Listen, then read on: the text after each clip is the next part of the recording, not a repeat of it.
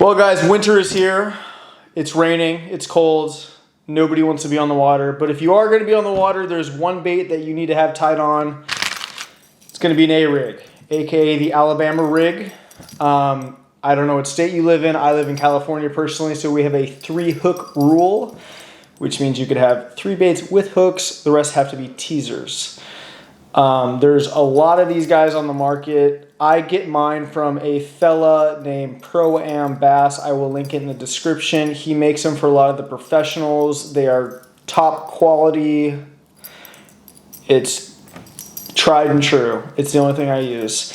So I'm going to rig one of these up, and I'm going to show you the products that I use on my A-rigs. And if you are new to the A-rig game, just go out there and sling one around. Just make sure your baits are on straight so it runs true, because if this thing is flipping on you, you're not gonna have fun.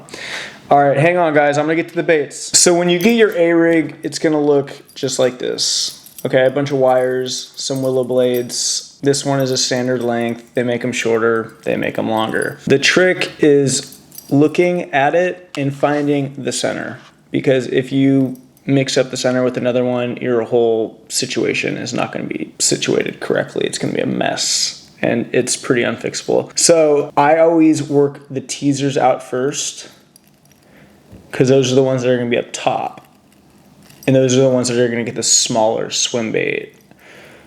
So I work the teasers out. I don't mess with the center. I leave that isolated in the center, and then I'm going to do the same down below. I'm going to work those two out. And there you go. So it'll end up looking something like that, right? So you have hook number 1, hook number 2, hook number 3 is going to be in the center, which is going to stick out the farthest.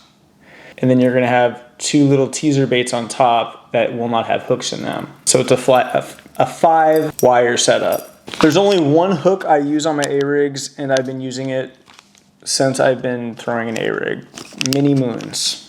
And that's going to be the Dirty Jigs Tactical Bassin 3/0 swim bait hook. They also make this with a screw lock, and I actually ordered it with a screw lock.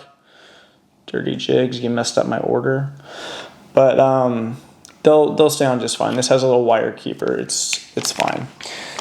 And then I use, I'm a creature of habit, so I use 6th Sense Divine swim baits. They're a little meatier. They hold together better than a Keitech. Keitech, is good for one fish, and then you gotta change it out. So I use Divine swim baits. I use a 3.2. This is Clearwater Rose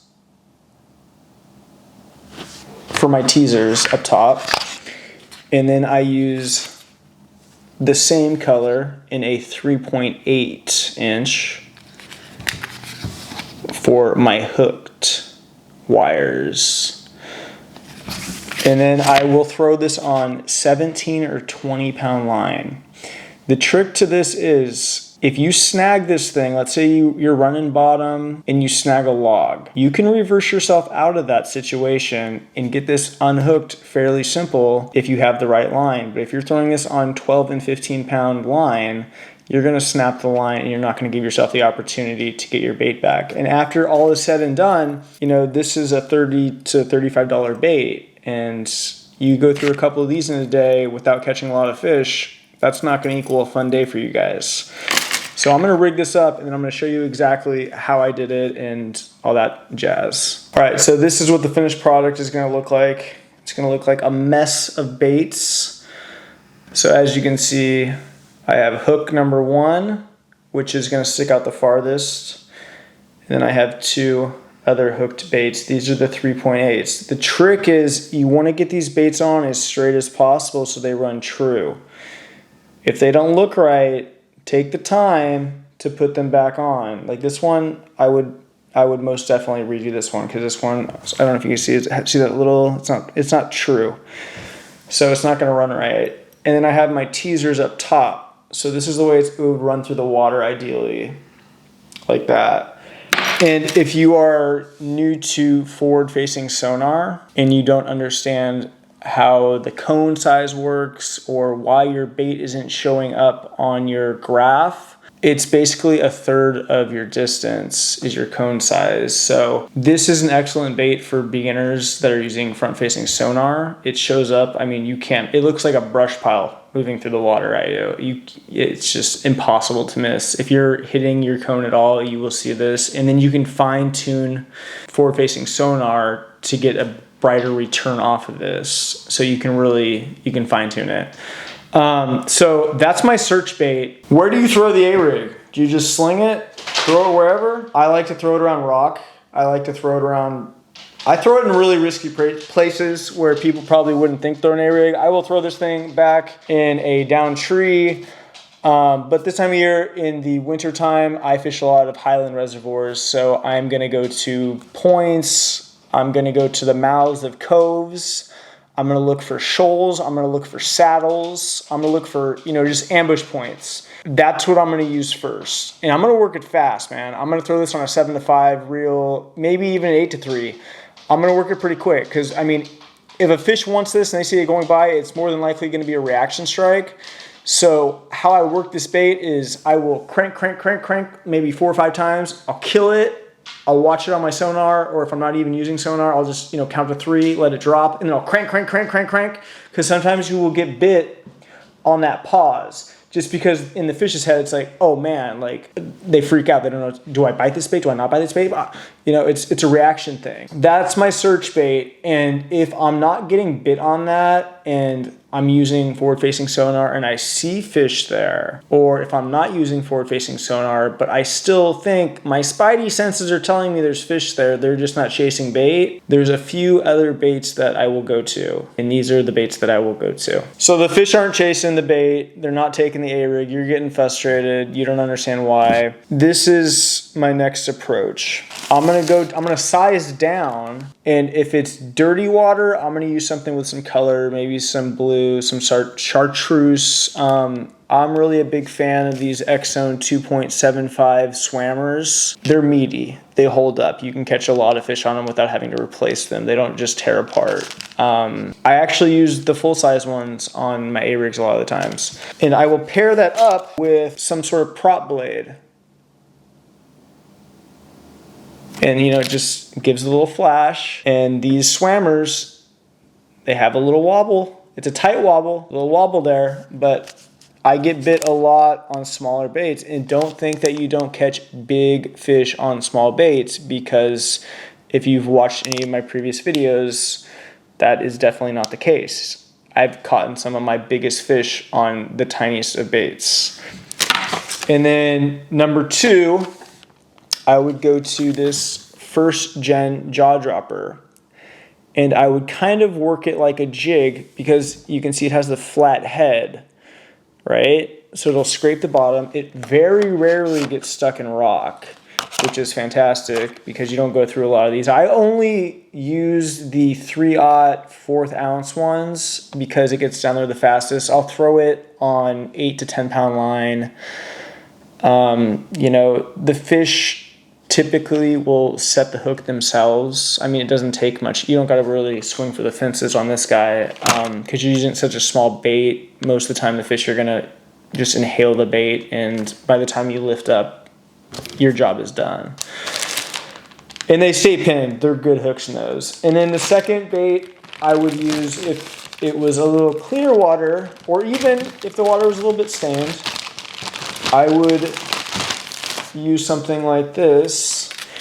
This is just your typical sexy shad color, try and match the hatch, but as you can see, it's 2.7 inches again, and these are fantastic. Just the size of them, they pair very, very well with the jig heads I just showed you.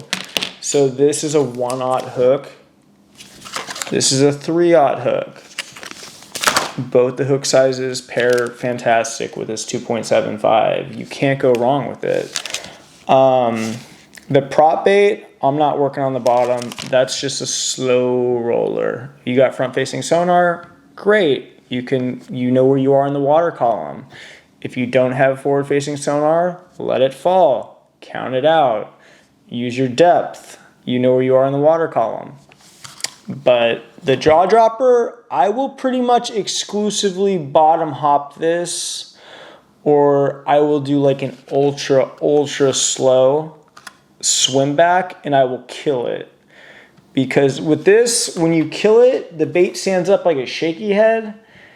And I don't know, for whatever reason, they love this thing. And I swear by these. I use these all the time. I have so many of these constantly. I will never go to a reservoir or any place with rock without having a couple packs of these, because if I can't get bit on that, I might as well go home.